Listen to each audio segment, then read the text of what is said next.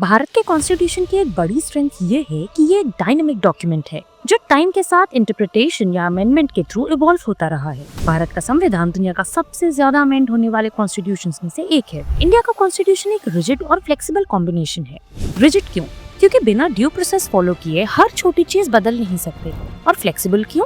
क्योंकि अगर जरूरत हो तो अमेंडमेंट्स के थ्रू चेंजेस किए जा सकते हैं। इंडियन कॉन्स्टिट्यूशन के आर्टिकल 368 के अंडर अमेंडमेंट प्रोसेस डिफाइन किया गया है। 3 तरीके हैं जिनके थ्रू अमेंडमेंट हो सकता है: सिंपल मेजोरिटी, स्पेशल मेजोरिटी और special majority with state ratification. However, कुछ अमेंडमेंट सिर्फ पार्लियामेंट पास कर सकती है, जबकि कुछ केसेस में स्टेट लेजिस्लेचर्स का भी अप्रूवल होना मैंडेटरी है, जैसे GST amendment 101 constitutional amendment act of 2016, जो एक लैंडमार्क चेंज था। एक और फेमस अमेंडमेंट है द 42nd अमेंडमेंट ऑफ 1976, जो इंदिरा गांधी के टाइम पे आया था।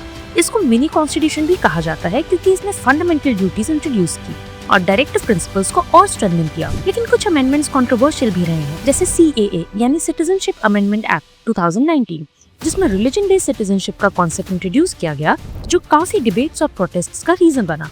99th अमेंडमेंट ऑफ 2014, जिसमें NJAC यानी नेशनल जुडिशियल अपॉइंटमेंट्स कमीशन का प्रपोजल था, लेकिन सुप्रीम कोर्ट ने इसे अनकॉन्स्टिट्यूशनल डिक्लेयर कर दिया। ये बताता है कि जुडिशरी का रोल भी इम्पोर्टेंट है अमेंडमेंट्स को रिव्यू करने में। कॉन्स्टिट्यूशनल अमेंडमेंट्स डेमोक्रेसी को स्ट्रेंथन करते हैं, पर हमें इंश्योर करना होगा कि पब्लिक इंटरेस्ट के लिए हो, न कि किसी पॉलिटिकल एजेंडा को सपोर्ट करने के लिए। कॉन्स्टिट्यूशन हमारी डेमोक्रेसी की बैकबोन है और अमेंडमेंट्स का यूज थॉटफुल और रिस्पॉन्सिबल वे में होना चाहिए।